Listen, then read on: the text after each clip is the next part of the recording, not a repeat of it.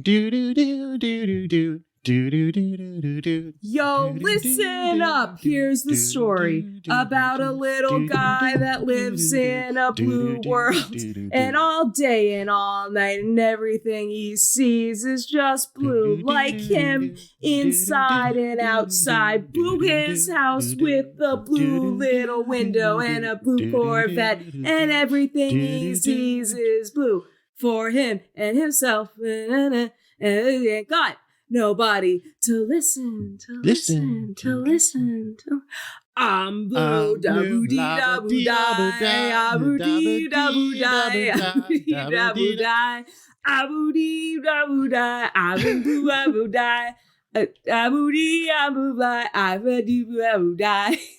So the movie Iron Man 3 opens with a title card and it's like 1999. You don't need that title card. No. You're listening to Eiffel 65. You know it's 1999. It can't be any other year. But no, it does not open with the only good needle drop in the only actual needle drop in the Iron Man series, or the only one in this movie, if you've noticed.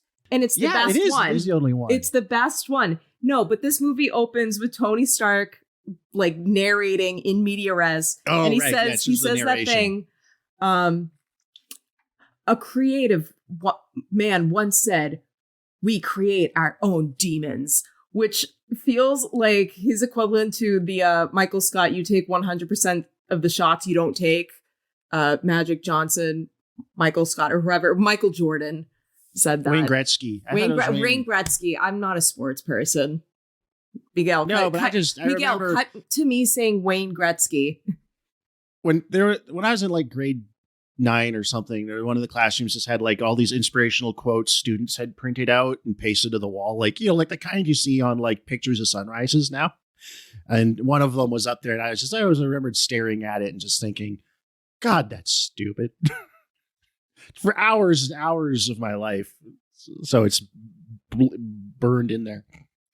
So anyways, hi guys. It's Nicole and Stu. We're back. I'm Stu. It's Marvelous, and we are talking about Iron Man 3, which to our complete surprise is not terrible. I liked it more than I think I liked it the first time I saw it. I think part of that has to do with the watching these all in rapid order, and in the context of living in the 2020s after a decade of this stuff, the bar has been lowered and lowered and lowered and lowered, that you watch a perfectly decent movie like this and it's a slight breath of fresh air. Yeah. A gasp. Maybe a little bit,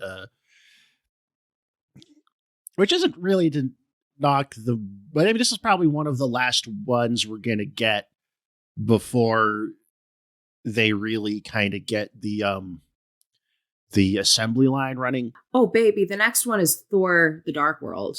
Yeah. This and the first Guardians are probably the last kind of approximations of real movies we're going to get, I think. Yeah. We'll see. I mean, I remember this movie being controversial. When it get controversial in the nerd sense, because the big twist of this movie is that the Mandarin is not actually the Mandarin. It's it's kind of shitting all over the comic book lore, which I suspect. I don't really. I think it care. It's the thing that really makes this movie stand out. A deliberate subversion of fanboy expectations that people are still mad about, I guess. Well, I can understand if you're really attached to because I mean, this is why I'm not very pedantic about. Well, I mean, lore is less important to me than, I guess, I don't know, theme or character or vibe. But when you're adapting this kind of stuff, there's no hard canon. Everything's been through so many writers and so many variations and parallel universes and retcons. I feel like as long as you get a basic idea of what resonates about a character or arc, you can kind of do whatever you want with it. It doesn't matter, because it's not like adapting a novel that has a specific definite version that you need to respond to. But I guess I can understand where it's like if you're like, oh, there's this really awesome Iron Man arc. I've never read an Iron Man comic.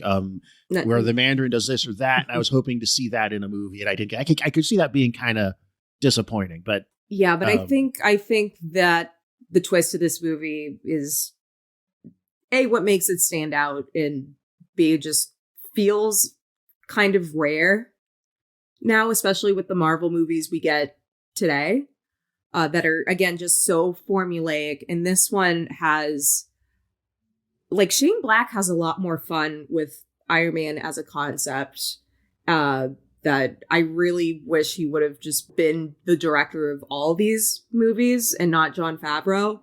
But yeah, I mean, we talked about in the first one how he was on the phone, kind of providing on the fly, uncredited rewrites to the first movie. So it kind of makes sense they'd bring him in after Iron Man 2 was a disappointment.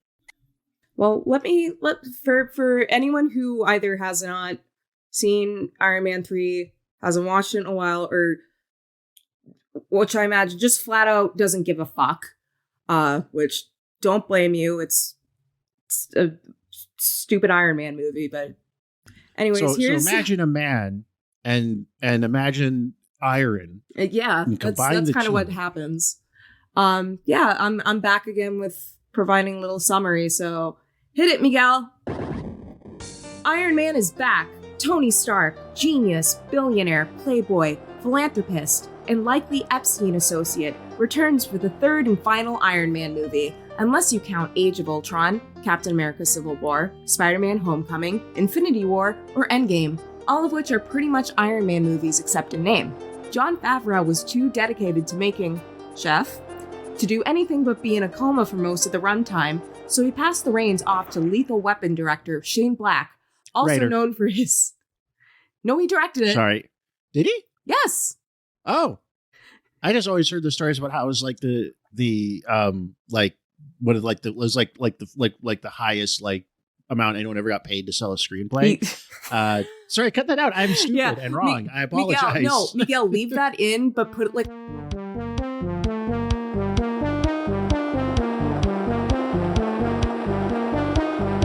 Lethal Weapon director Shane Black, also known for his uncredited dialogue contributions to Iron Man 1 and telling big pussy jokes in Predator. Having flown a nuke into a wormhole and started a nationwide shawarma trend, Tony Stark is now suffering from PTSD after Loki's attack on New York in the Avengers.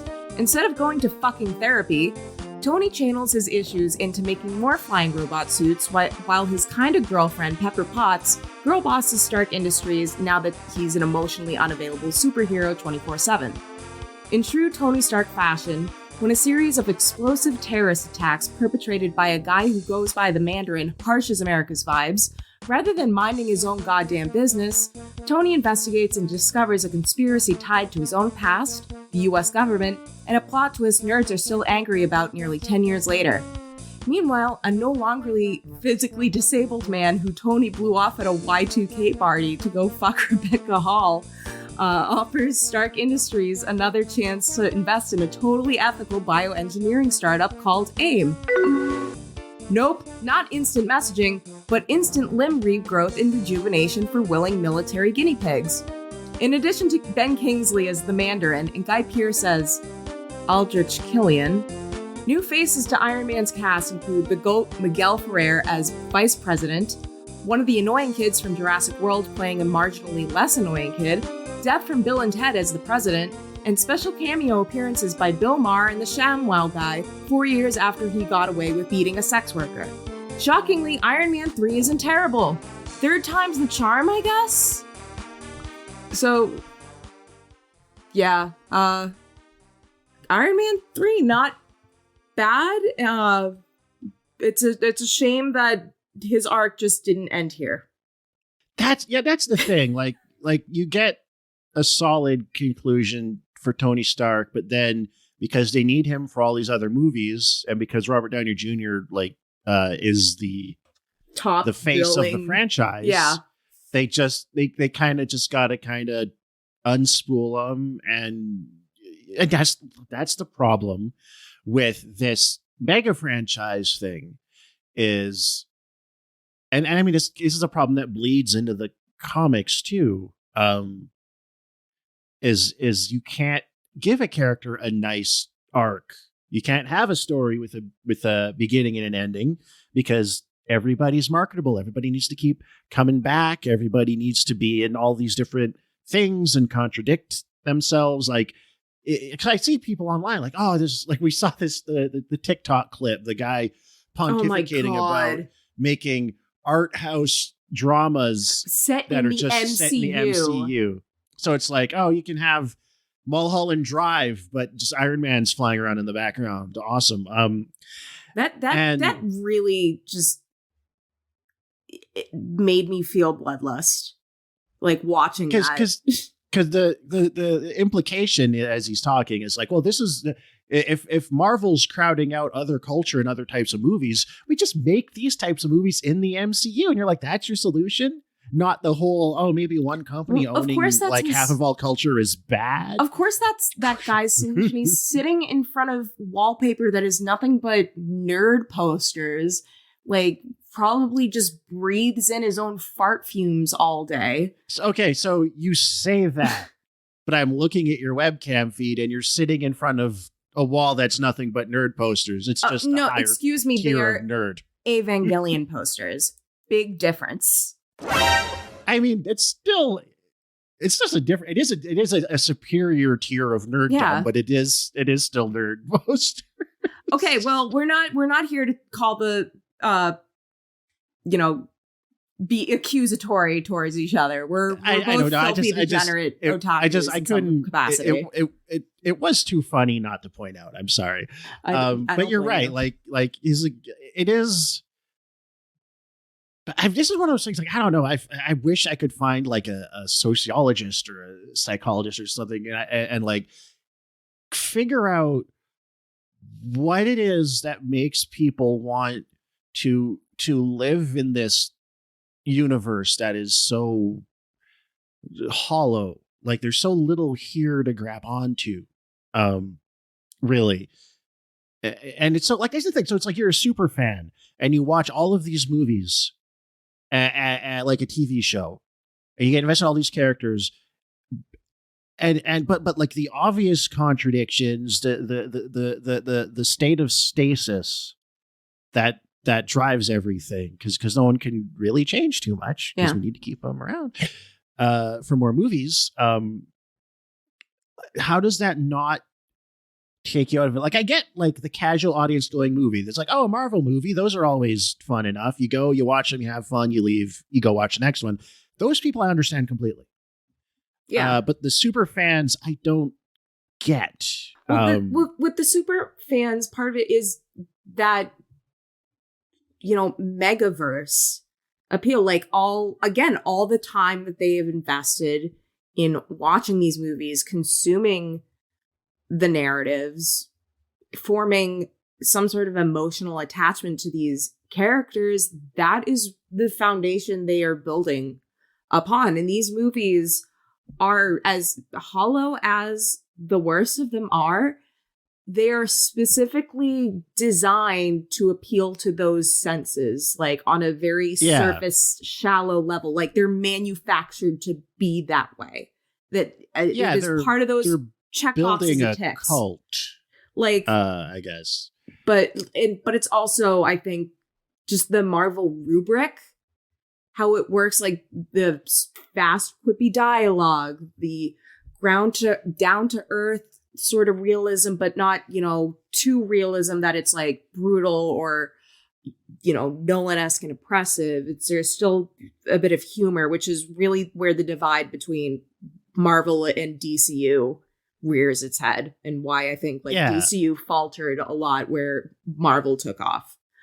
But I mean, let's talk about this movie more specifically, because I think Iron Man 3 does some things different that really work in favor of Tony Stark and Iron Man as a character, and also just in general make for a more appealing and more enjoyable watch. I don't know. Was it? Yeah, I said the only needle drop in this movie is the first 2 minutes with I'm Blue by Eiffel. What was Eiffel it? 65. Eiffel 65. Yeah. Which is such a weird fucking band name. I don't know. But I mean, they're French. Yeah, that's true. They're European. They're a European one-hit wonder. But they never even released a second album. Of course not. Correctly. But like one of the things that annoyed me the most about Iron Man 1 and especially Iron Man 2 was all the cynical use of rock music. Like the use of The Clash was just insulting. Oh, that was like that was atrocious. Is a bit like obvious, but yeah, the Clash, like I talked about it in that one too. Like the Clash were a very left wing. Like, they released an album called Sandinista. Yeah, like, that's just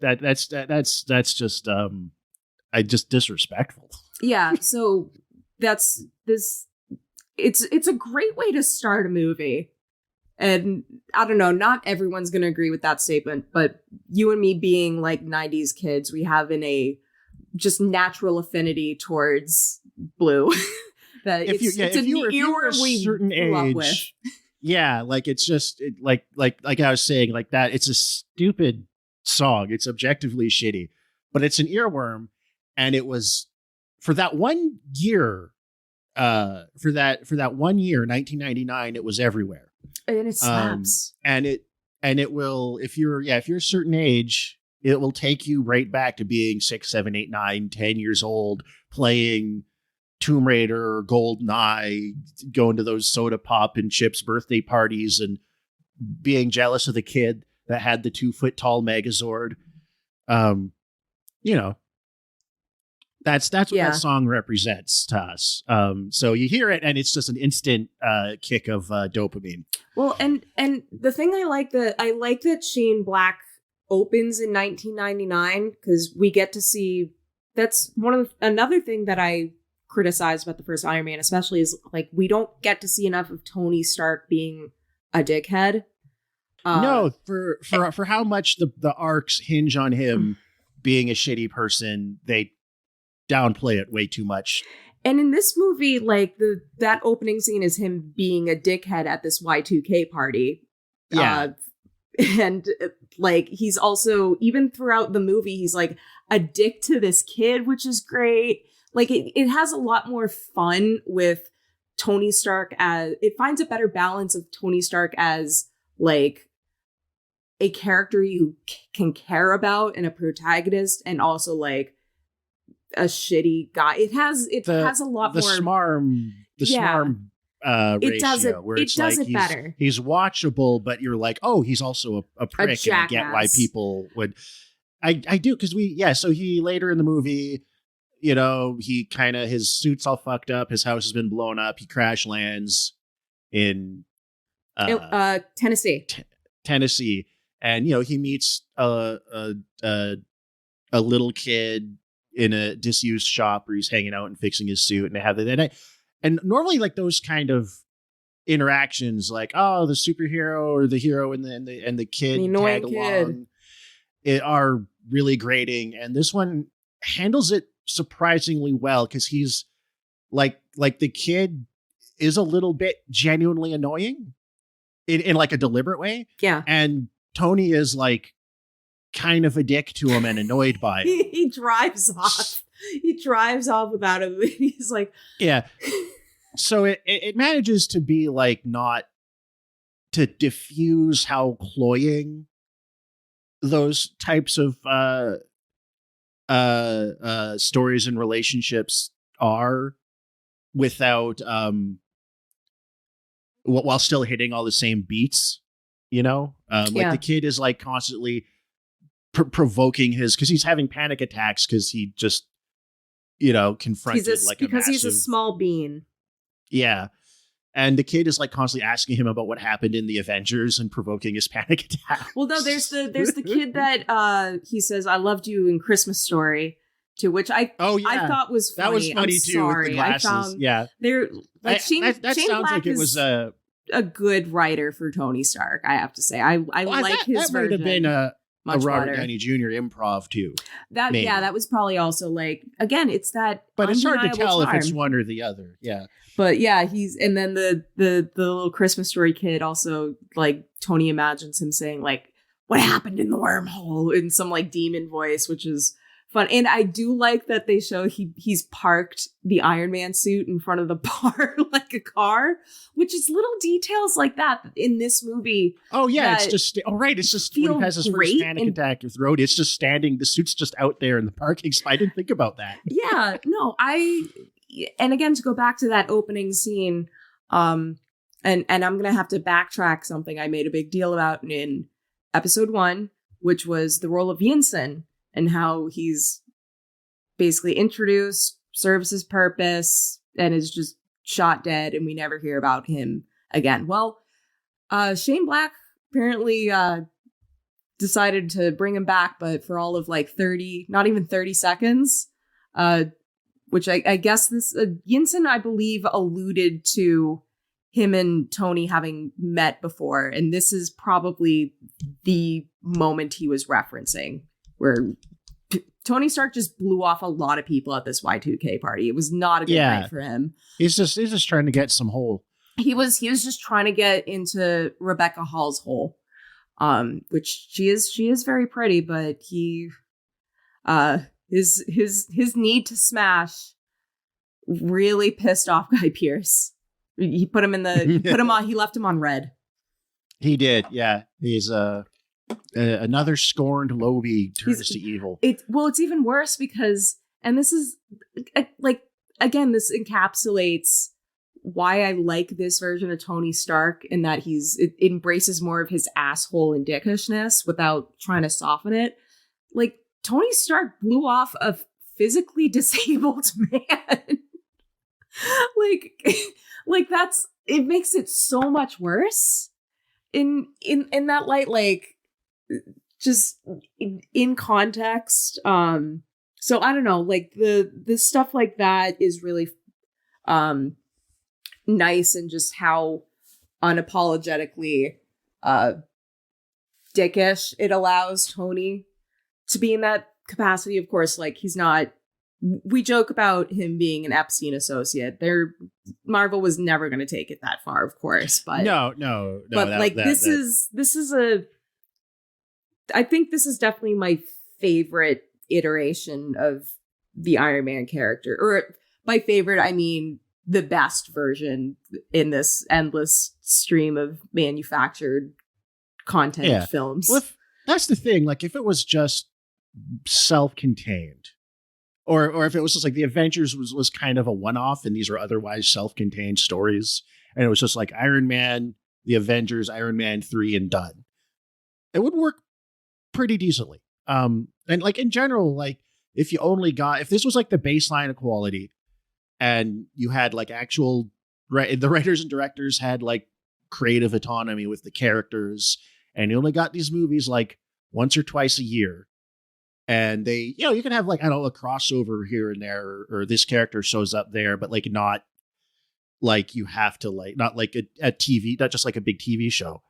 And they are self-contained mostly. Like, I would be fine. We wouldn't be doing these podcasts. I'd be fine with these movies. I might not like them all or whatever, but I would be fine with them. But it's the fact that it's this, like I said, like this self-conscious effort to build a mega franchise that just envelops culture and that you live totally within, where you've got your, like, you can have a Marvel everything, Marvel shows, Marvel games. You can just exist entirely within one branded thought world, is what horrifies me about them. And this movie, I think, because I mean, we both liked it. Like, it's not amazing, but we liked it. But even the sheer fact that we liked it proves just how successful the Marvel formula. This is why it took off. Like, we liked it enough. On its own, it kind of represents a parallel universe where these movies don't have to be what they become and are. Right? Yeah. Like, where it would be perfectly fine for them. So if people wonder, it's like, why do you hate these movies? Are you just snobs or whatever? It's like, it's not really. It's It's because they're not this. If they were this, if it would be fine. And it would be perfectly fine. I think it might just come down to certain directors. Like, I'm so glad Jon Favreau was mostly in a coma for this movie, except in that opening scene, he really looks 90s Happy Hogan looks like he's been like flashing kids at playgrounds. Oh yeah, he looks like a pervert. He showed up to like a model tract home in a 93 Tercel with condoms and coolers. With condoms and coolers in the back, and he walked through the front door, and there's Chris Hansen asking him to have a seat over there. That's what he looks like. He offered a cookie in 1999. Yeah. Which I'm assuming that Jon Favreau was just too busy making his like passion project Chef, which was like an actual like movie he really wanted to make for a long time. So maybe that's why. He's like, already, I did 2 of these. I'm still executive producer. I'm still fucking in it. So I'm imagining that might be part of the reason why he took more of a backseat and handed the reins over. I really hope we get a like behind the scenes thing. Because like with this big centralized franchise, there's got to be all these power struggles for position and influence over Succession, right? But it's like takes place at the Marvel Cinematic Universe headquarters. Well, no, really. Well, I mean, like, because there's a book I've been meaning to read called Disney Wars. That's about like the fight to run the company like the 80s and 90s between like Bob Iger and Jeff Katzenberg and these guys. And it sounds really interesting. But I'd be curious because that stuff ends up reflecting on what comes out and why. And like noted David Geffen associate Jeffrey Katzenberg, like. Who would become the animation guy at DreamWorks after leaving Disney. Like he set the formula, like all those fucking just completely mediocre, samey CGI kids cartoons that we've been getting for the last 20 years. He basically set the template for why those are all like that. Yeah. So it'd be interesting to know, like, like between like, I don't know, Favreau and Joss Whedon and Kevin Feige and whoever, like what went on behind the scenes and when and where they really kind of transitioned to the assembly line model. Yeah. At one point, did they decide, okay, like we're dropping Joe Johnson, we're just going to go with the Russos? Like and then like, it'll also be interesting to start seeing where Marvel starts picking up that strategy where they pluck small indie directors who have just had a very successful film on the festival circuit and give them $200 million budget, say, make this movie for us. And that's the thing is because like most of like a lot of like what I've said about these things is speculation about motivation and what's going on. I mean, I know like from the production end, like that the assembly line's real, but they're like saying, oh, well, they pick the indie directors up because they're controllable because you don't have to worry about them going off script or out of or getting out of control and being, God forbid, auteurs. So apparently there's been some rumblings that like Sam Raimi has not been loving making Multiverse of Madness. Oh yeah. I heard. I say there's a clip, an interview with Bruce Campbell, where he's talking about the constant reshoots and fiddling with the movie to squeeze in a cameo from this character or that character because set this other movie up. Because forcing Sam Raimi to reshoot and do things according to producer mandates, that's historically worked in his favor. Spider-Man 3. Yeah, no, it's been. I don't know why I sneezed there. I'm just allergies, man. I mean, I'm kind of a believer that like you should never give Sam Raimi more than $40 million to make a movie. I think he works best, but I mean that could also just be what the studio system does too. I don't know like what's really, but I just mean like his best movies were all small or somewhat smaller films. Well, let's get back to talking about Iron Man 3 because there's like I said, it's perfectly adequate movie, but there are things to say about it, but it's not like some other movies where we can really well, I mean, like pick apart as easily. Think about it in comparison to the rest of the Iron Man movies, and like yes, the noxious war on terror politics are still there. That's just the undercurrent. That's just the like inevitable undercurrent of these Iron Man movies. But I think this movie is it's the most coherent political. Now, I mean, this is clearing a very low bar. Well, I just want to caveat with it. One, clearing a very low bar. Yeah. Two, by the standards of liberal Hollywood. Three, good politics does not a good movie make, and vice versa. But looking at the politics of this film, this seems like the most. And I don't know what Shane Black's politics are. The bad guys are a think tank. Yeah, which is pretty gnarly. That engineered that created a fake. So like, the big twist is the Mandarin is just an actor. It's Ben Kingsley playing just like a shitty theater actor who just got a bunch of money and drugs. He's doing a weird accent as the Mandarin. Like I couldn't pick up on what the accent was. It was like I don't know. I think it's a joke on British actors having weird American accents. Okay, because at first I was like, why is he sounding like this? This is an Academy Award winning actor.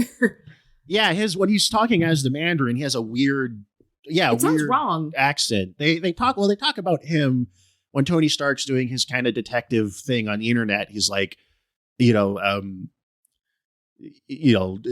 talks like a Southern Baptist preacher. Looks like this, sounds like that. Talks like a Southern Baptist preacher. It's like the whole point is that his image is kind of incoherent. It's a fortune cookie. It's a fortune cookie. That's his favorite metaphor. America's a fortune cookie. We've stolen an idea from overseas and repackaged it as our own. Well, he does the thing where he makes these legitimate seeming criticisms of the states. Which is a running thing in these Marvel movies where it's like, the villain is right. Like this like in certain capacity. Well, Black Panther is like the go-to example where like the villain is right. I find that's like a kind of I mean, that's a recurring motif where you take a criticism you have and you put it in the mouth of the villain, and that gives you like a certain plausible deniability or lets you slip it past the state or corporate censors. So like make the correct point, but the villain has to make it. Which I don't like. You can look at it as you can look at it as saying like the writer or what have you has something they want to slip past the machine that they perceive as maybe or maybe not being subversive or using their platform, and putting it in the mouth of the villain is the way to do it. Or you can look at the flip side and saying it's a way of discrediting these critiques by saying, oh, they're just cynically made by bad guys to justify their own bad things. And I don't, you can't, all you can really do, unless they come out and explicitly, unless the writer or director, whoever comes out and explicitly says what they're aiming for, you never really know. Well, I mean, they can do like a lot of the 80s action. I mean, we've talked about RoboCop as a loud example. Were kind of aiming to be, whether or not the audience has picked up on, aiming to be a little bit subversive. Like, like John McTiernan is like vaguely kind of a left-wing guy if you look at some of his statements, right? And he made like Die Hard and stuff. And Lethal Weapon 2, the bad guy is a apartheid South African Afrikaner guy. So I don't know, maybe. But overall, like it is, it's the Mandarin is a front created by this think tank because Guy Pearce, who's also got blackmail material on the president and the vice. Well, the vice president, he caught the what was it? He caught the vice president, or the president helped get basically Exxon oil off for doing a major oil spill, and the president didn't prosecute a guy, and that's one of the things they're using to justify getting him out of the way so he can take the vice president. He's right. Well, I mean, that's the thing. So it's like, so the president, I mean, is still obviously we got to save him. We can't just let the president die. That would be pretty cool. It would have been so cool, especially with the way they like set up his like proposed death, where he was just going to be like burnt alive while just strung out on this giant oil rig structure. That would have been so awesome. Now rebranded Iron Patriot. Iron Patriot, which is like, I have to, I don't know. I like that they say like that. They did that based on marketing and focus testing in the movie. Okay, because I think the army rebranded him from War Machine to Iron Patriot because War Machine is too militaristic. Okay, I was more trying to figure out if that was like an original part, but I looked it up. I think there is War Machine is also known as Iron Patriot, or had like an Iron Patriot arc in the original comics. Yeah, but it is a funny, both on terms of like how the military does PR, like, you know, rebranding, like, you know, when they rebranded it Operation Iraqi Freedom and stuff like that. Oh my god, yeah. Operation Mission Accomplished. yeah. And so like, you know, military PR, and also probably how Marvel works and how those decisions are made and Pokemon. So like I said, like it's a movie that I think, you know, it doesn't go nearly as far as we would. No, well, it goes far enough for people to derive more meaning from it. Yeah, and I don't like. I mean, it could be like, I mean, like these movies, you see this again. You don't know if it's sincere on the part of the people that have whatever creative agency they have in making it, or if it's just purely cynical, like, oh well, you know, people turned against the war on terror. It's this kind of Occupy Wall Street moment. Yeah. We should gesture at them. And you kind of got to evaluate that on a movie to movie basis. But I think, yeah, this one is the most coherent in terms of, like, you know, the military industrial complex and corrupt government and the war on terror are maybe bad things. Maybe the war on terror is just a pretext to sell arms and move money around. Yeah. I mean, it helps that, like, as the movie went on, I was conscious less of like the politics of this movie and more just enjoying it as entertainment. I mean, it is, and like, yeah, it's got the most cohesive pacing, the best writing, the most effective take on Tony Stark as a character, and it has a rapid vibrator joke for a minute. Oh, you know that for a minute I thought Tony was actually insinuating he bought like sex vibrator for Pepper. And then later in the movie, there's just a giant stuffed rabbit, and you realize, oh, that's the rabbit he was referring to. Oh, I didn't know that there's a vibrator called the Rabbit, so I didn't. Really? Do you think that's intentional? I'm teaching Stu another thing, guys. Yeah, no, it's the most popular kind of vibrator with women. Oh, not the Hitachi? I mean, that's popular too, but like the traditional vibrator. Anyways, this movie made a vibrator joke, which already gives it like much more credit as a movie than any of the other Iron Mans. Miguel, could you just get the clip from Predator where Shane Black says you got a big pussy? No. Yeah. Well, and I mean, I'm going to have him do that when I reference the pussy joke in the summary. But yeah, we're going to exploit the fuck out of Shane Black's bad pussy Predator joke. Directed by John McTiernan. Yeah. Should we do? I mean, it feels obvious, but should we do Predator? I mean, that was going to be my point? Watch something else. Yeah. God, that movie rocks. That's a good movie. Awesome. I mean, obviously there's no over-the-top violence that the kind we sorely want. This movie has a lot of things blowing up 3 feet from people, and they're just like thrown across the room, and maybe like there's some ash smudge on their face, which is the thing that always drives me insane in movies. Like the concussive force of explosions like breaks bones and will like collapse your lungs. Yeah. Well, if you're like, the pressure in your body can't change the right way, and will send debris flying everywhere, which becomes shrapnel. It's like, yeah, I don't know. I wish explosions fucked people up in movies more than they do. Well, I will also give this movie a little bit of credit. That's a spur, though, because I think the power, the sort of startup it's this thing called AIM is investing in this thing called Extremis, which is basically like you can magically regrow your limbs and you're pretty much the T-1000 from Terminator 2. Yeah, it turns your body into like a super healing nuclear furnace. You can also like shoot lasers or burn things by touching them. But yeah, if you don't control it, you explode. And covering up these explosions and exploiting them towards getting arms contracts is like part of why they created the Mandarin character and his Bin Laden terrorist pretext thing, to make it seem like these usually accidents or terrorist attacks that then exploit. I did like the little detail they like, because we've made plenty of criticisms about how relatively bloodless the MCU is and how just impactless the violence feels. Excepting that guy going into the propeller, which except that that ruled. I don't know how they got that into one of these movies. That was amazing, as well as what's his name getting yeeted into that tree in Incredible Hulk.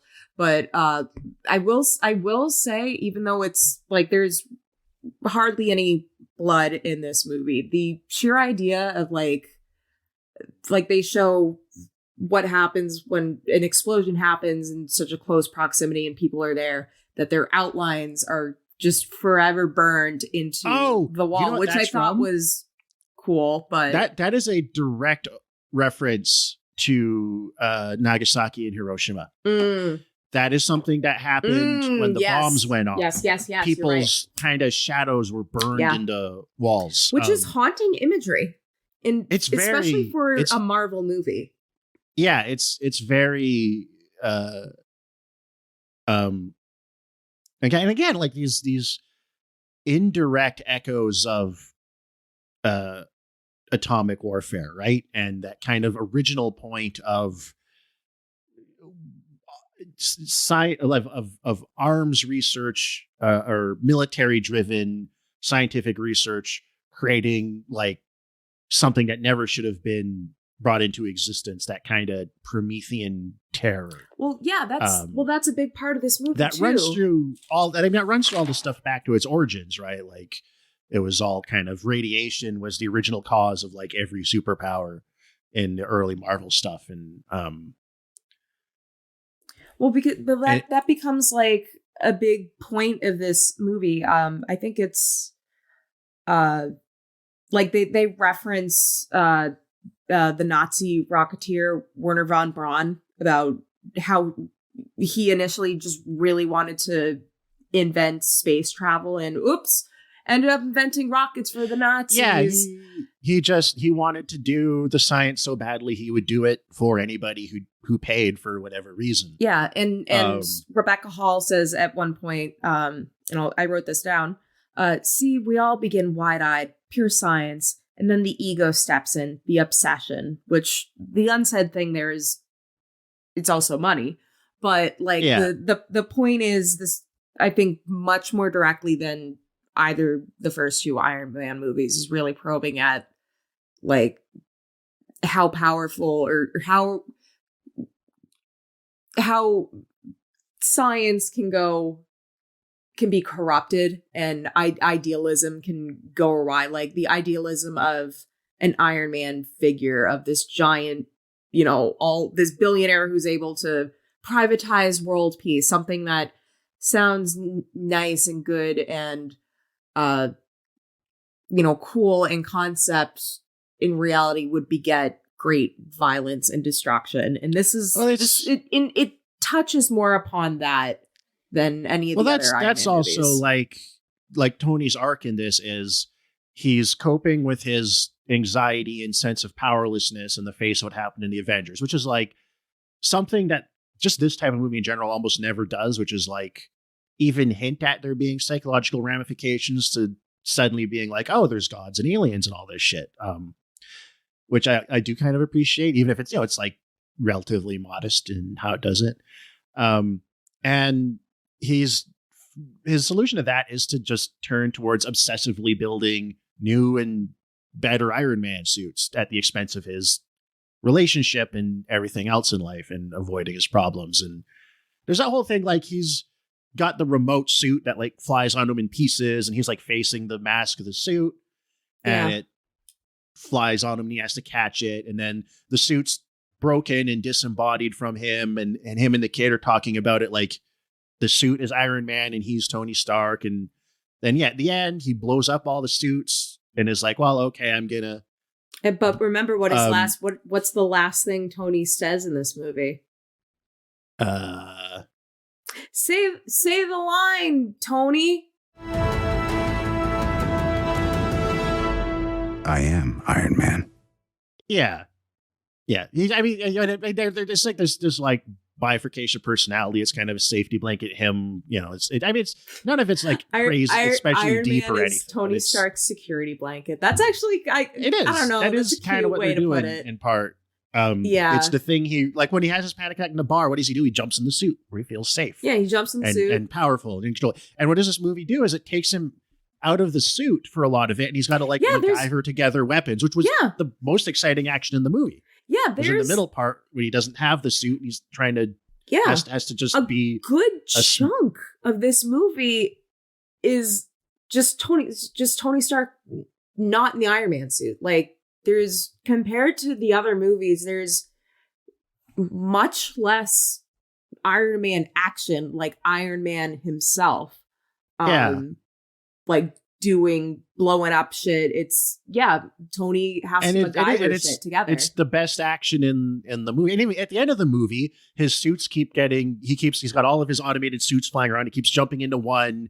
Guy Pearce blows it up, and he jumps into another one. Guy Pearce blows it up, and they keep putting him in that position of being a guy relying on his genius and quick wits to get out of situations instead of the suit, which is both thematic but makes for, I think, the best action in the movie. Yeah, I agree. And I think this movie also has really great action set pieces, like that the plane scene was really cool. Even when he's in the suit, it does the best job of making it like, when he gets thrown into a building or something, it's like the most impactful seeming. Like, you might kind of believe that the guy in the suit is getting knocked around and hurt a little bit. So it even manages to make the most of that and have less of a problem than I usually have with this kind of thing, which is where everybody's just, CG cartoon men throwing each other into buildings without it feeling like any of it matters or hurts. I just had a thought, and I don't know, this can be a quick tangent, but I want to share this thought because the Iron Man suit is like, in a way, Tony is kind of like an iron furry, because like furries really like to wear the fursuits, and Tony really likes his Iron Man suit. I don't know. You can make probably we really can develop a joke off that bodily fluids and stuff. Well, also I was thinking earlier, do you think he has a fuck suit, like an Iron Man suit with a big dong? Oh, well, I'm sure fan fiction has been written with that. I am a big positive vibrating. I am positive fan work of that exists. I bet my life on it. If it doesn't, that's a crime. But yeah, that's the Marvel movie they don't want you to see. They don't want you to see well, no, that's probably an actual Iron Man porn parody. It's probably called like Iron Dick. No, porn parodies don't have the budget to do anything like that. They're really half-assed. Well, it's probably a shitty looking tinfoil suit with just like a vibrator taped on, or like a guy in red and gold beer boxes, like one. Yeah, just spray painted that guy with the metallic spray paint. Yeah, like that. But there's just like a shitty rabbit vibrator strapped to the crotch. I thought they were good vibrators. Well, you're contradicting. I can't believe this is. Are they popular but overrated? Are they like the Apple phone of vibrators? No, the rabbit. No, they're beloved worldwide. That's why I legit was like, wait, did Tony seriously like get Pepper a nice like expensive rabbit vibrator? And which would make sense because he's so emotionally, like physically unavailable because, a depression, PTSD, small bean. I make more Iron Man suits in my garage. So it would have made sense. A scene that I feel like was like taken right out of the scene right out of Watchmen, where Dr. Manhattan is like working on a thing while another version of himself is fucking Silk Spectre. Yeah. And they have him like talking to Pepper in the suit and giving her a back massage, but the suit is being remote piloted and he's down in the basement doing other stuff. He was remote piloting the suit, which is like, this movie also allows Tony to be just to really fuck it up with Pepper. Yeah. Which is like, that is like a huge part of the movie, is him completely taking this woman for granted, even though it's Gwyneth loves Paltrow, him and even though she runs Goop, and even though apparently she was born rich, even though she's also a girl boss, but their relationship is believable. And I have to say, I do love us. She did that moment, and at the end of this movie, she did do that, which I gotta respect. They inject her with the nuclear atomic cell magic, and you think it's gonna kill her, and you think she's dead, and then she's alive, she and yeets she's super Guy Pearce. Yeets him with an iron beam or something. They set up that she wants to, like, they had a thing too, and she wants to fuck him. Because now he was in the beginning of the movie, he's like kind of like a he had like MS nerd, like MS, and or some sort of bone degenerate disease. I think they say the name of it in the movie, and he passes it off as like, physical therapy has done wonders, and it's because he injected himself with nuclear limb regrowth juice. He becomes a chatty boy. He becomes like first act of the first movie. Yeah, he goes from he very to Chad. Self-consciously becomes that type of guy. And you can see they have like that scene where like him and Pepper like getting really horny for each other when he's still trying to solicit investment from Stark. This is the only time we see Stark Industries like looking like an actual business that has employees and does things. Yeah, because they make there's a whole scene about how before Hogan falls into a coma, he's just been promoted to chief security officer, and he's just terrorizing people because he's so authoritarian. Insanely anal retentive and overbearing. He says, hold on, he says something insane.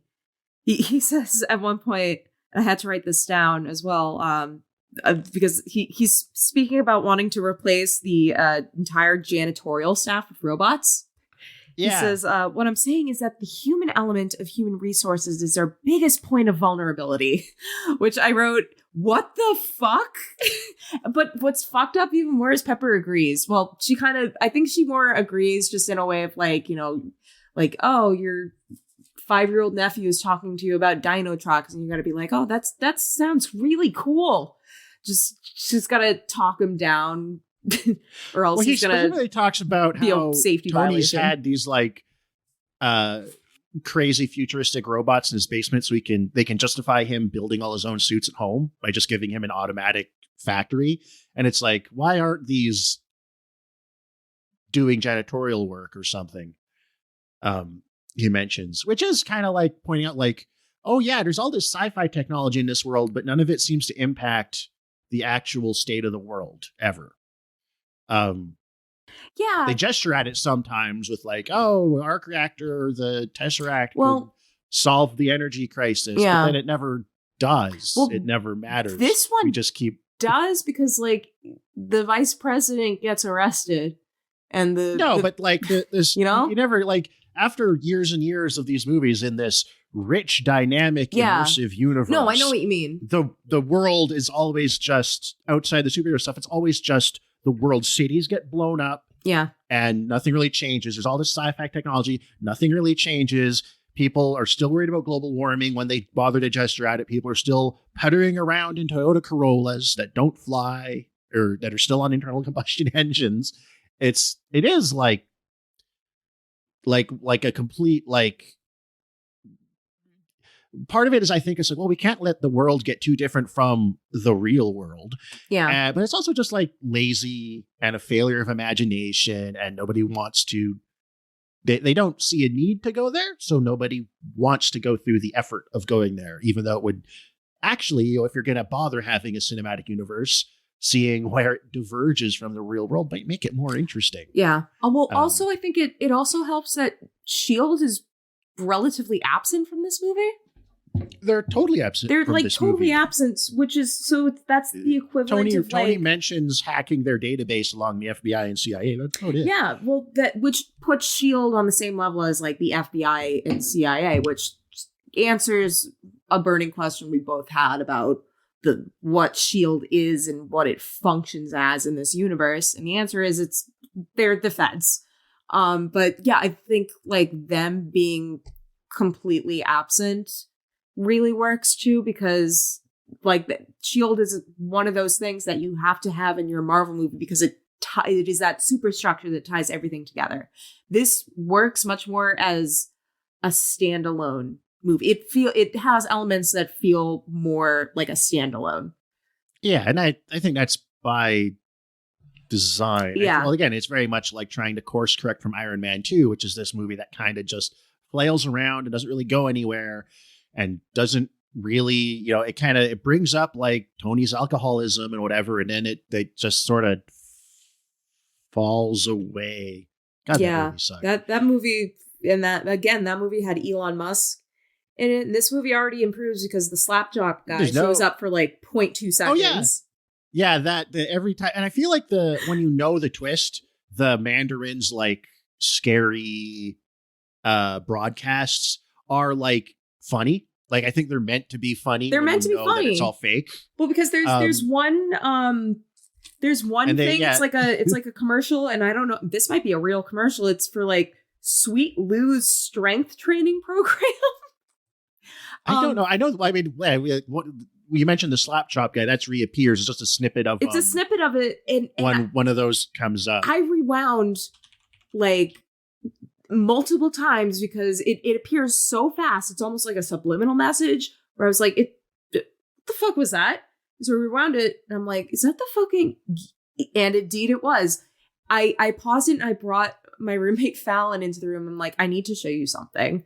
I was, positioned them away from my TV and I said, I'm about to show you, I'm in the middle of watching Iron Man 3. You are not going to be able to guess what is on this screen right now. And I showed them and they're like, what? He later, if I remember correctly, he ended up going to jail for he beat up a sex worker. Prostitute. Yeah. He beat up a sex worker, yeah.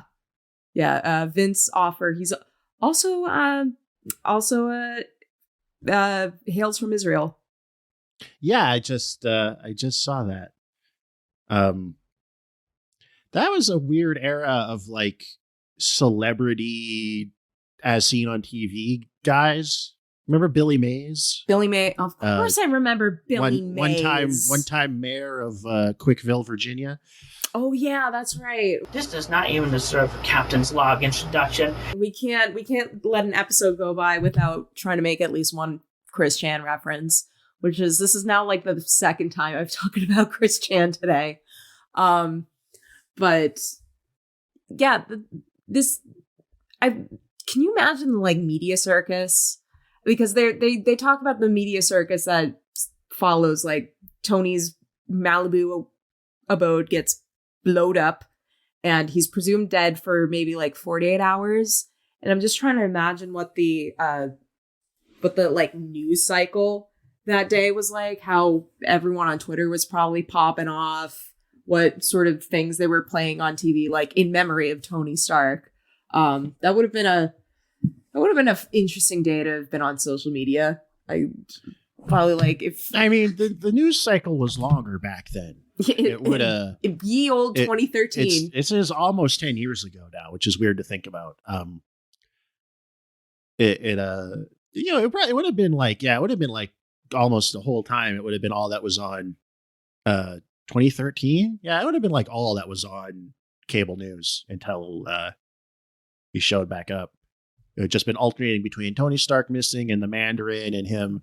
He does say outright he's going to kill the Mandarin. Like he's not shy about killing. Oh, he definitely kills a couple dudes in this movie just casually. Well, he says, and that's another like wrote this down also because I find this to be a very politically charged line, kind of, showing your hands at one. I think it's just before this Tony isn't politics. It's just vengeance or something like that. Yeah, no, he says there is no politics here. It's just good old fashioned revenge. And then Tony doxes himself like a total fucking idiot, which another little thing I like. He's so prideful and so arrogant. And like, that's one of his big weaknesses. And it's a realistic attribute of what this kind of guy would be like.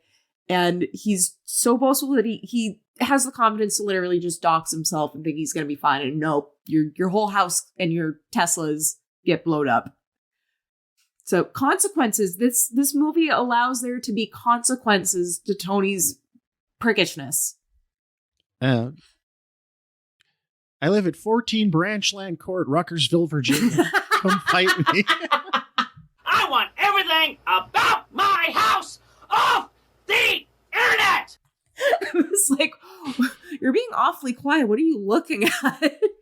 I couldn't remember. I know the rest from memory. I just couldn't remember the number. I was good. I wanted to make sure I got it right. I remembered most of the lyrics from Blue from memory, except for that little part. So that's the weird things the human mind retains. So I like that Tony doxes himself, because the best version of Tony Stark is the version that pokes fun at his own arrogance in that kind of manner, which, rather than completely celebrating him as this cool, completely untouchable figure who, he's just a small bean and wah, which, I mean, all Tony Stark Iron Man arcs do come down to like, there's, he's got everything, but he's, broken inside, like that. That's every story where the main character is rich is, you can have everything. Money can't buy everything. Still have poverty of spirit or not have friends or whatever it is, right? Because that's the only way to make them interesting or sympathetic. Let me go through a little bit more things I noted about this movie. I do think the anxiety thing, it does kind of not. It does feel like it kind of peters out. Like, I mean, it is resolved, but it feels like it's kind of like loses. It gets kind of left out a little bit. Well, the end credit scene is the reveal is that his overarching narration, Tony's been relaying the events of the film to Bruce Banner, who's fallen asleep because Tony, the asshole he is treating Bruce like a therapist and projecting onto him. Oh, shit! I didn't. You didn't watch it? I forgot to. It was nice because in general, it also wasn't trying to set anything up. Like a lot of these, if not most, of the Marvel end credit scenes, they're just there to set something up for another movie. Yeah, and this just kind of deflated. This kind of deflated because the narration. I remember the opening narration. I was worried. Before we go downtown is over all of his suits blowing up, and it's kind of like setting up like this is an ominous, heavy end of Tony Stark's story, and then it kind of, the whole movie is kind of deflating him a bit because his arc is in part learning to appreciate the people around him and not be such a self-involved guy. But he still, obviously, kind of is. And that's why the movie works, is because it's not asking you to think he's sympathetic enough to be the main character, but it's not asking you to think he's totally epic all the time, or to think he's totally likable. It's he kind of has a few moments where he fucks up. He's remote piloting the suit and flies it into that truck, and it just smashes to pieces. Yeah, like he's not.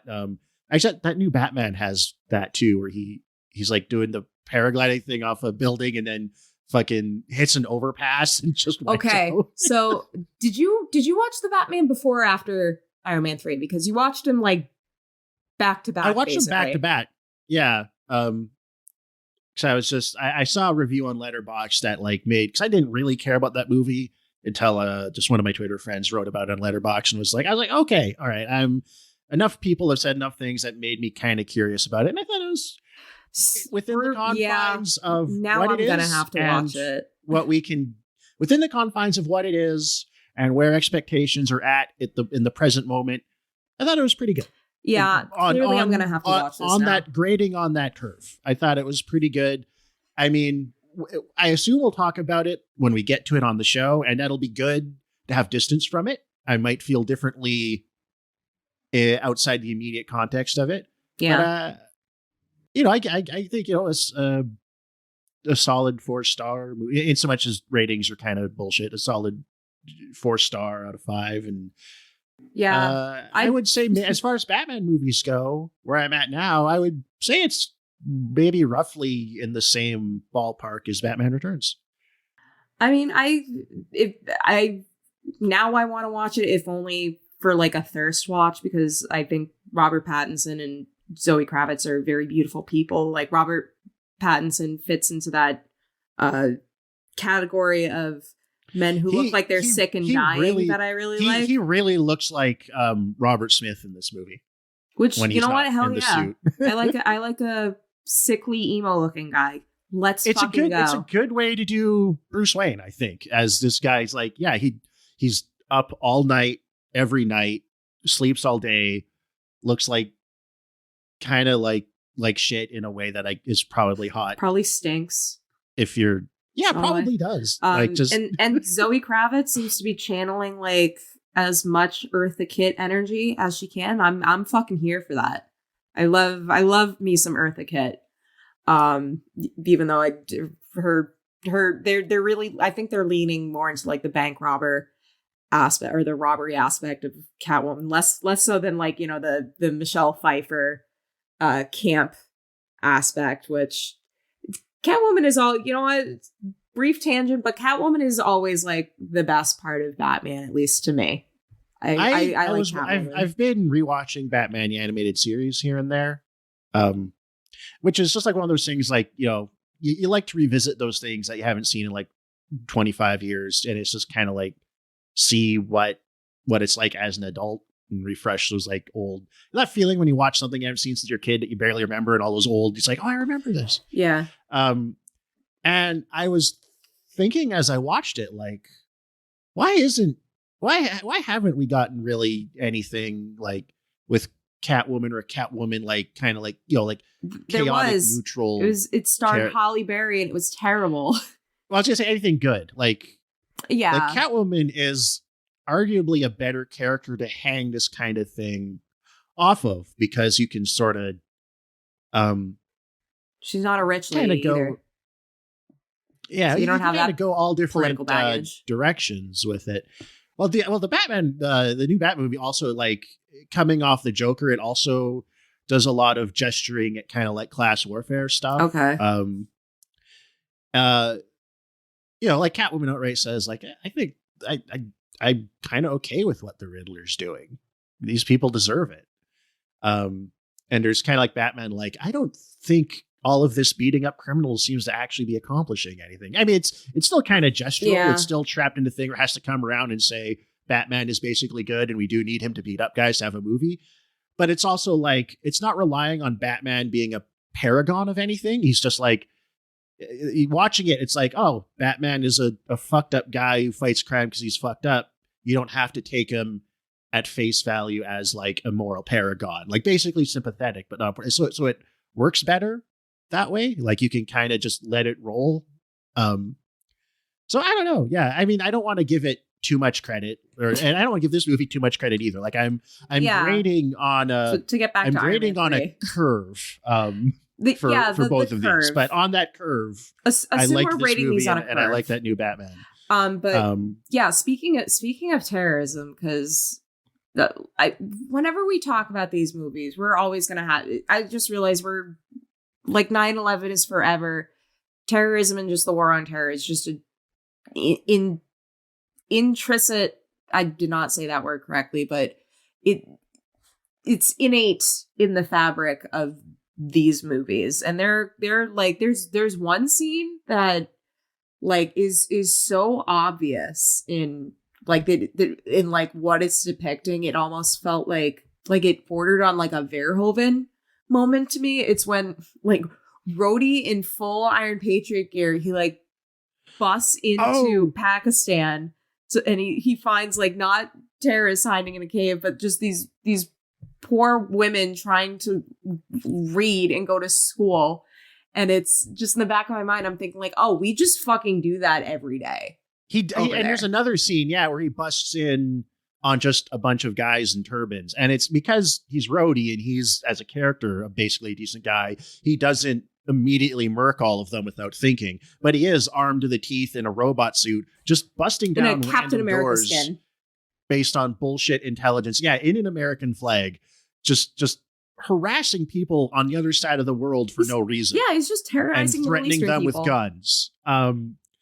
So like, I don't know, like I said, like this, I don't want to give it too much credit, but on that curve of where these movies usually are, it's probably the most cohesive in at least gesturing at a criticism of this stuff. And don't forget the AIM think tank literally created false flag terrorism. Yeah, I mean, this is what he says, right? He says it explicitly right here. I already had like Mandarin equals Bin Laden because there's Bin Laden has direct ties to the CIA. So you simply can always rule wonder from behind the scenes because the second you give evil a face, a Bin Laden, a Gaddafi, really dates this movie, a Mandarin, you hand the people a target, which is, I mean, knowing what we know about Gaddafi now, I don't know if and anyone who's watched who's watched an Adam Curtis documentary, you know what I'm talking about. Yeah, that he did not do the Lockerbie bombings. Yeah, but I mean, this was the era. A WMD program to give up. It was all theater. It was all theater between him and the West. It was all kayfabe. So yeah, like I don't know. I was surprised at. Again, on that curve, I was surprised at how relatively coherent it was and what it was doing. Like I said, it's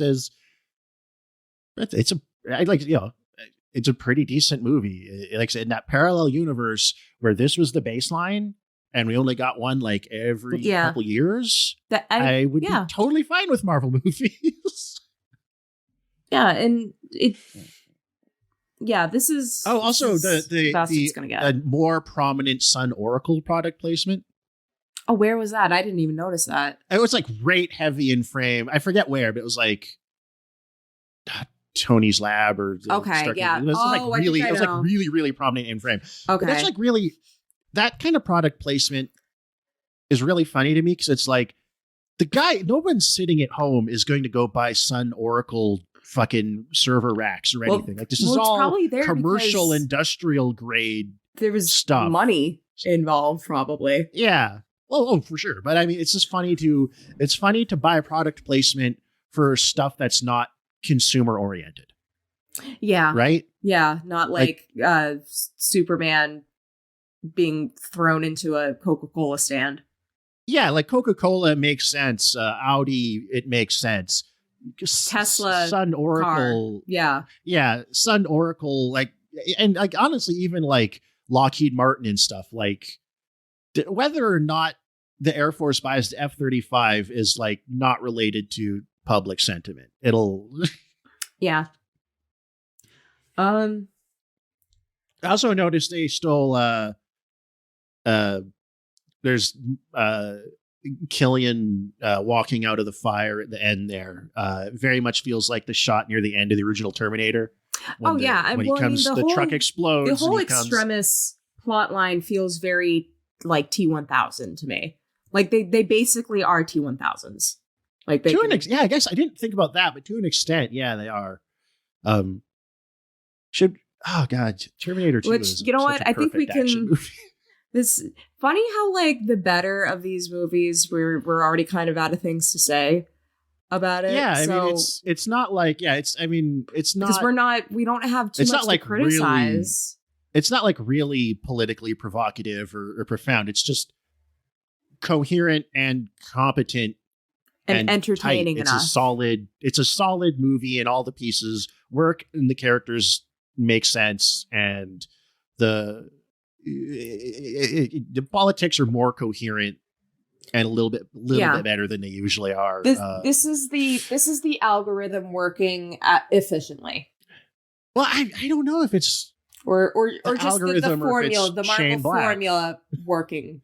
And it is the I mean, like at its best. it is a formula, yeah. But I mean, this is that earlier era of blockbuster when you had formulas and you had people making informed guesses at demographics, but that was still filtered through somebody with a degree of creative autonomy and ideas. Like there was there was still a relatively strong human element, and that's like what we're going to lose as we go on, is that human element will be increasingly diminished, and even like the commercial element will become more algorithmic, and less like producers doing cocaine and guessing at what people like right now.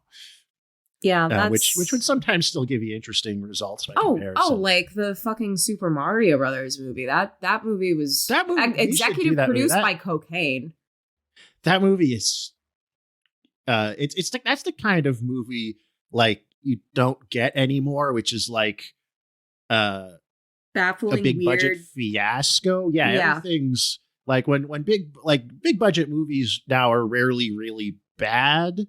They're just the worst kind of mediocre. I don't know. I hear those Fantastic Beasts movies are real stinkers, and yet they keep churning them out, which I'm sorry. Those? I'm gonna say this here, but like if you're still a Harry Potter fan, you should be embarrassed. Like, not like in general, Harry Potter adults are just embarrassing, but like it doesn't need to be said that J.K. Rowling is a piece of shit turf. Like that's just a fact. But she was also very vocally anti-Jeremy Corbyn. So and I think she inadvertently also posted something about like being anti-union too. So of course. No one should be stop it. Get some help. No.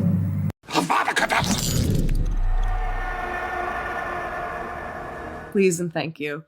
So I guess since we're those kind of books done even go to shit after the fourth one too. Like even if you're reading them at the most basic level, like I don't know. Anyways, I guess because there's a lot of alternate viewing recommendations we could give based on this movie. I think. Like because this was like we already mentioned Predator, which was going to be my go-to watch something else because it's not directed by Shane Black, but he wrote. No, he didn't write this. Well, he's in it.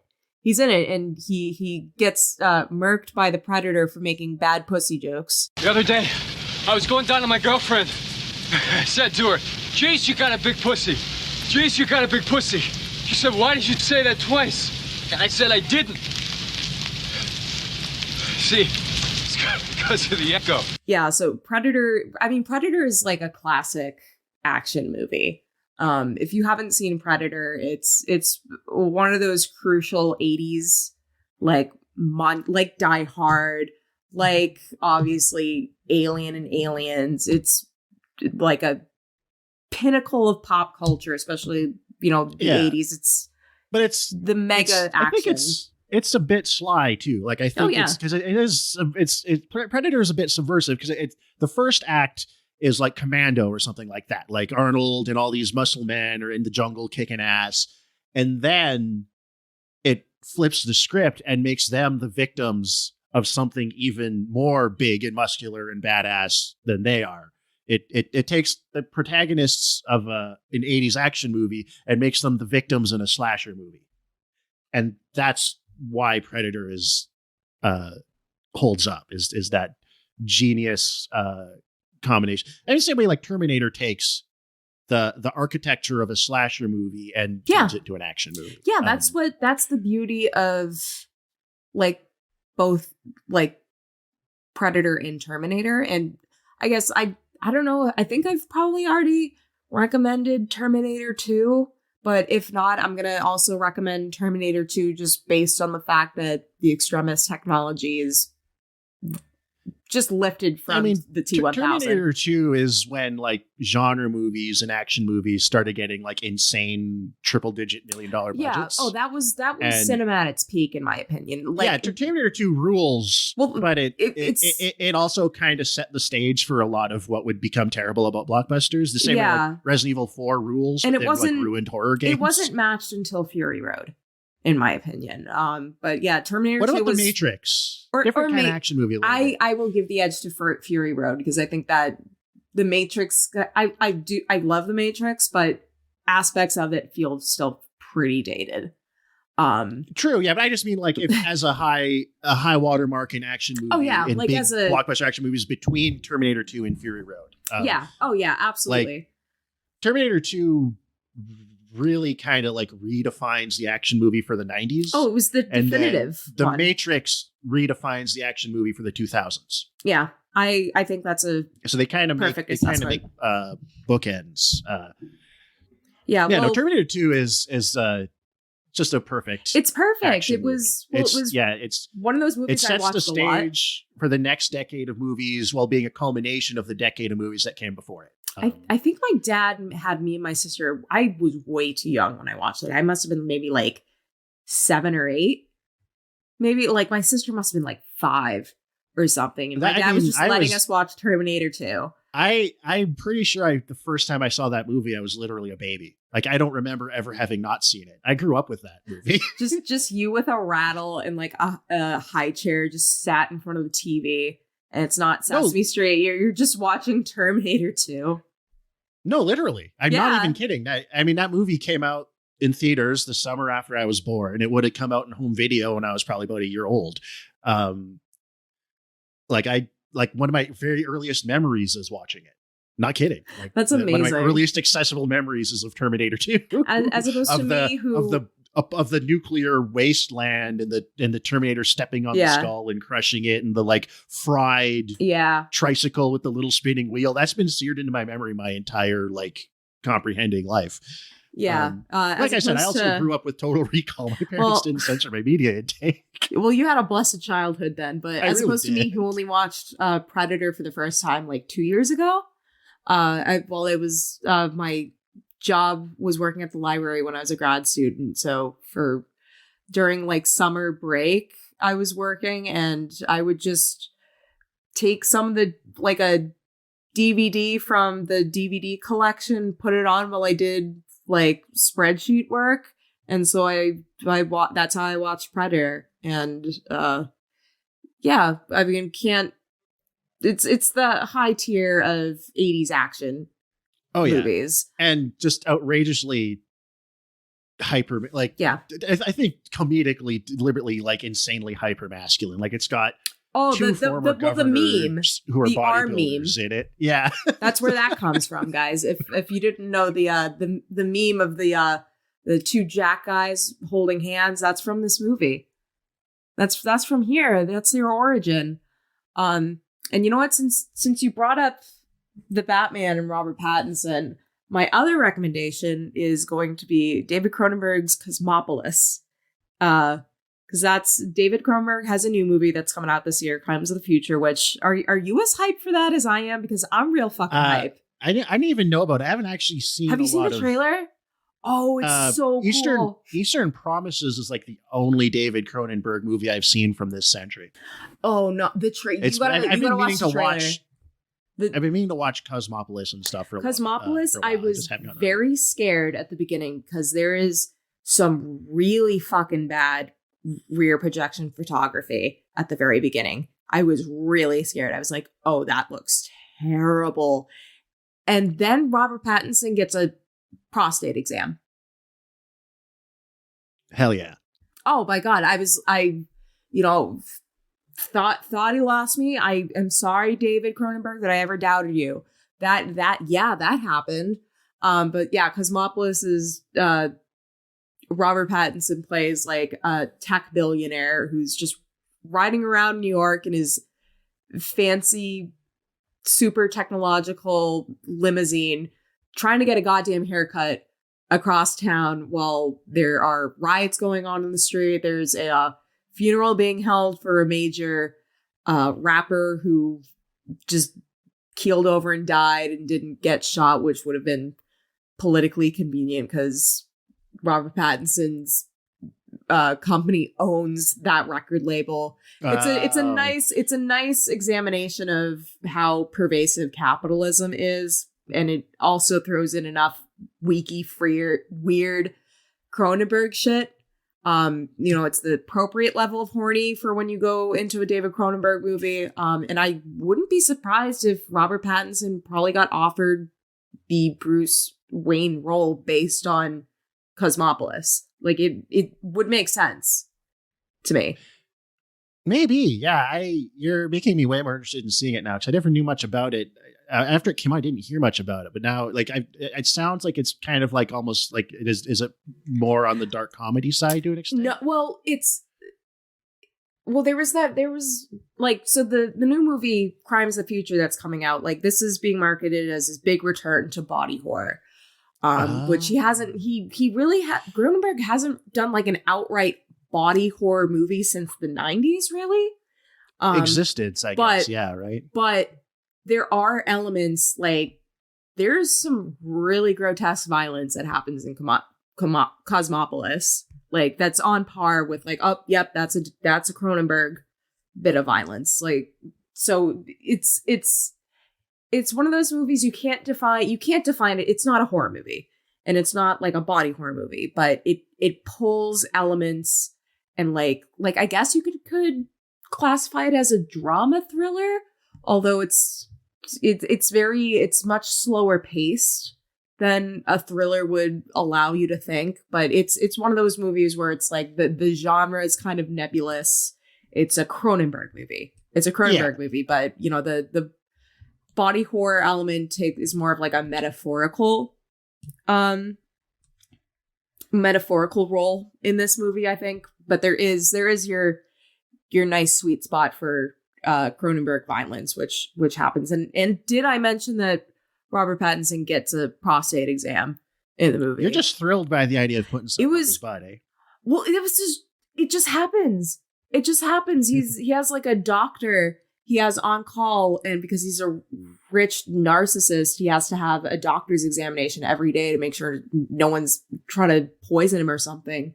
And that includes just having his prostate examined. And oh no, he has an asymmetrical prostate, and that is something that very much troubles Robert Pattinson in Cosmopolis. He makes a big deal out of it. Asymmetrical prostate? Yeah. He's told that his prostate is asymmetrical, and he like multiple times asks people like, I've been diagnosed with an asymmetrical prostate. How should I feel about that? Thank you. So it has like a similar amount of like, it feels kind of similar to Crash in certain aspects. So like how Crash isn't a like straightforward body, like it's not a horror movie, but it has a lot of body horror like elements in there. It's like that. It climaxes with James Spader eating ass. A leg. Yeah, I thought it was when he Crash, fucks the movie that where James Spader eats ass. Leg wound in that Holly Hunter has. No, that's I haven't seen Rosanna Crash Arquette. in a long time. That's Rosanna Arquette. She has the pussy wound. Yeah. Why did I think it was Holly Hunter? Well, Holly Hunter's the hot brunette. Oh, yeah, okay. I saw Crash on basic cable when I was like 13. Crash. I mean, I know. We're also recommending Crash. Crash is a certified banger, and fuck you, Francis Ford Coppola. You could have let David Cronenberg have the Palme d'Or, but no. You were like, this isn't cinema.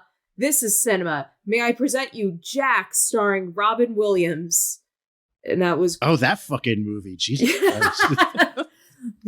And anytime anyone remembers that movie, that's the response. Oh, that fucking movie. I only have one recommendation because Guy Pearce is in this movie, and the Mandarin evokes the slaughter of Native Americans in the 19th century at one point. That's true. Yeah. And there's like that vague kind of gesturing critique at that imperialism thing we don't and militarism. Like.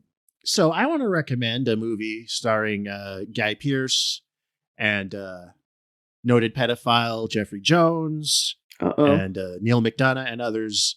1999, a big year for movies. 1999's Ravenous, an almost forgotten. I've never heard of this. Hold on. Horror Western? Question mark? An ambiguously defined movie. It's a little bit messy, but it's really interesting. Yeah, kind of a horror movie, kind of a dark comedy. Okay. That is about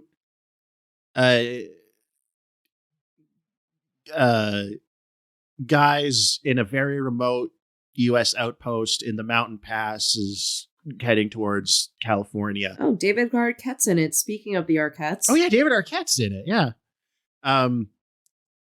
Yes, as really well as noted pedophile Jeffrey Jones.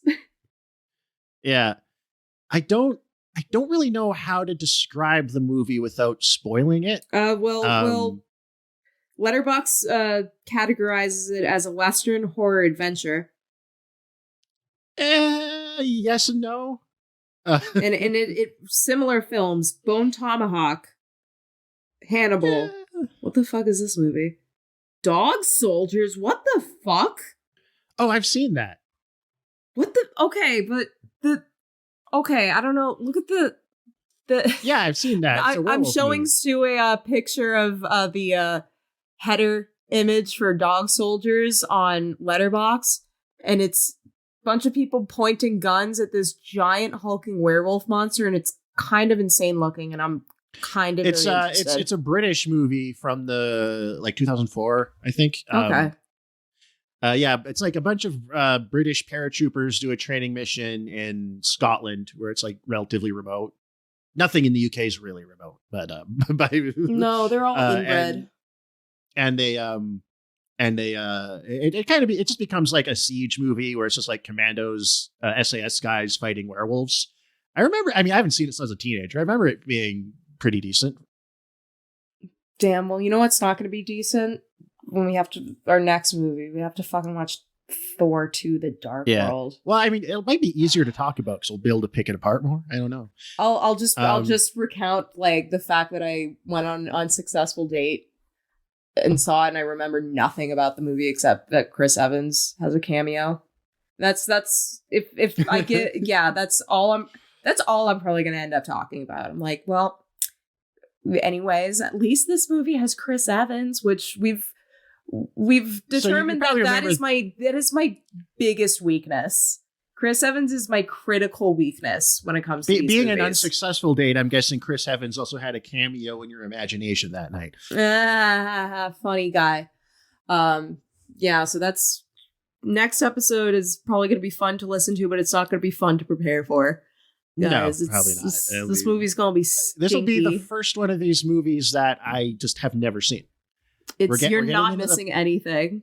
You're not missing anything now where I started watching fewer and fewer of these. I've seen Avengers 2. I've seen half of Civil War. Which is basically Iron Man 4. Yeah, I've seen Spider-Man Homecoming, and I've seen Winter Soldier. I think that's it. Past those are the only ones I've seen. So we're some of these are going to be new ground. Yeah, mostly after it'll be completely new to me after Endgame. Mostly, like I don't think I've seen Ant-Man.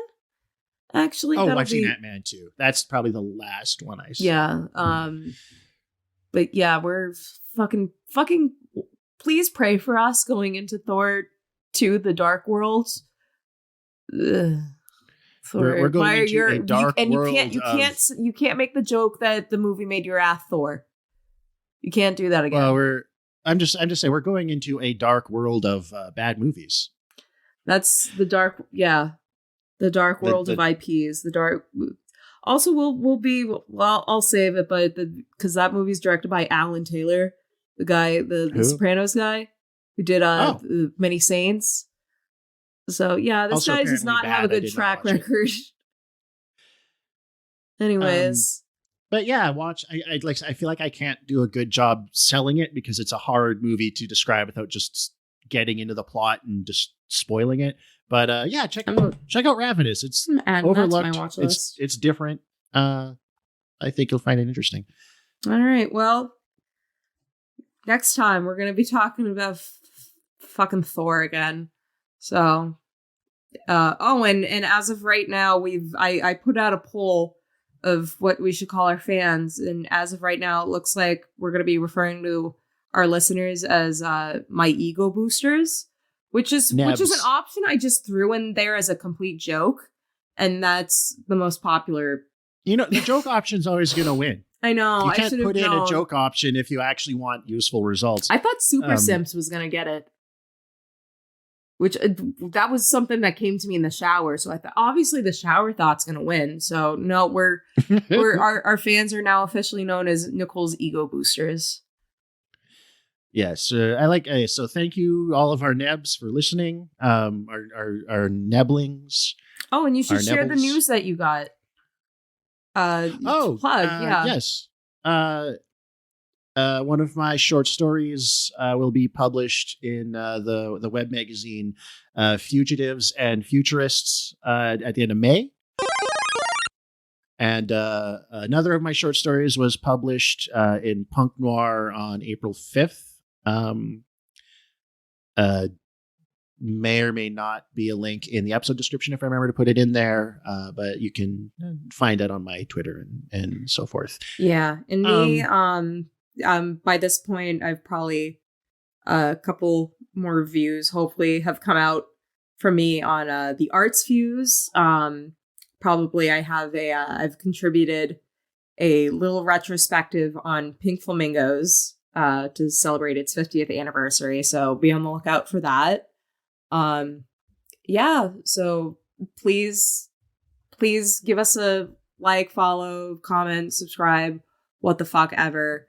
Let us, do you like this podcast? Do you love this podcast? Do you hate this podcast? In which case, shut up. We don't care. Hatred, all tension's good attention. All press is good press. As long as you're listening to it.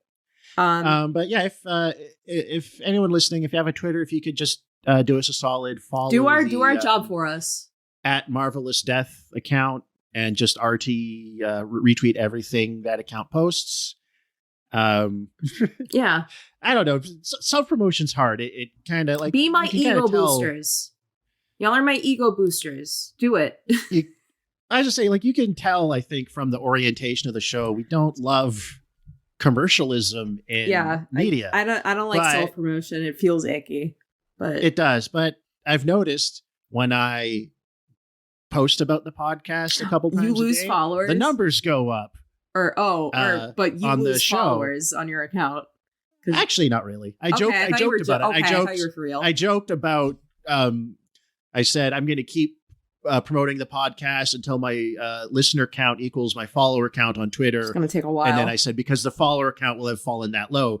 But it seems mostly stable. I've noticed though, like if I remind people to listen to the show, some of them will listen to it. If I don't, they don't. So it is true. You see all those people being like really annoying about the likes and the faves and subscribes. Like you do have to do it if you want people to.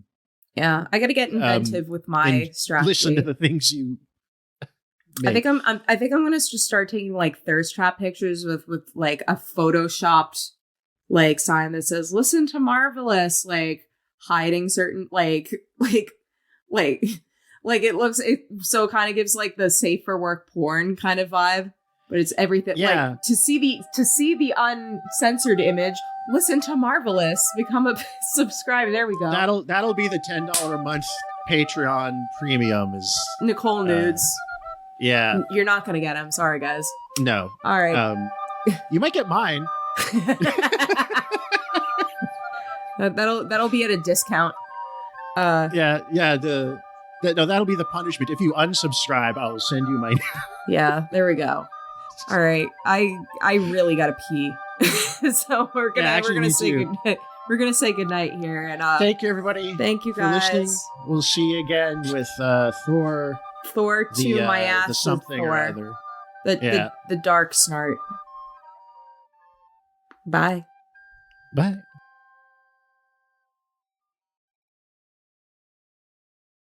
Third time's the charm. I guess. Listen to me. Yes. Listen to me. Yes. Shut that goddamn thing off. I don't care what you do.